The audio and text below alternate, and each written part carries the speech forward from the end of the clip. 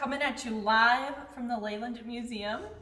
We are here for an artifact spotlight and we're talking about photography today. So one of the cameras we have on display here at the Leyland is the Jiffy Kodak Series 2. And Kodak, a little bit about their founding, was started by a man named George Eastman. He was from a really poor family. His father died when he was young, and he worked from the age of 14 up to try to provide for his widowed mother. In his 20s, he was working at a bank, and he was going to take a trip. And one of his friends said, "Hey, make sure that you document photos, take some images of your trip." George thought that was a great idea, so he bought a camera that was in use at the time. The cameras were about the size of a microwave. He also needed a really heavy tripod to set it on. He got a tent so that he could set up his photography and develop the photos. He needed glass plates, he needed chemicals, he needed glass plate carriers, and he also needed a jug of water. And so with all of that stuff, he called that a pack horse load. You needed so much equipment to take photos.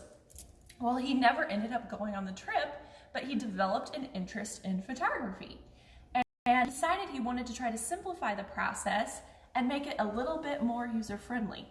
So he invented the George Eastman Company. He developed a much easier way to produce photos, and after getting some investors involved who believed in his product, he gets the Kodak camera company started. So this is one of those cameras. It is produced from 1937 to 1948, so a little over 10 years. It came in different styles. One of the styles was an Art Deco style, and it had a little gold trim on it, and it was really cute. This is a leather style that came with a kickstand, so that was a little added feature to make it easier to prop up to take photos. This camera was great for taking portrait photos, but was more challenging when doing landscape. It did have a slower shutter speed, and it could be a little shaky, so it was a little challenging in that, but still heaps better than the previous camera that needed all equipment.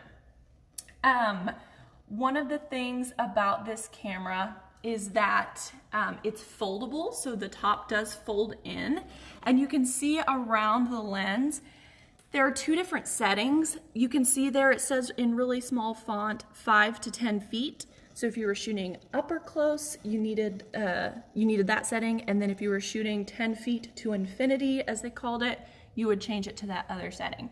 So that's just a little bit about this camera we have on display. We hope that you'll come by, check it out, look at some of the other cameras that we have on display here, and thanks for joining us today for an Artifact Spotlight.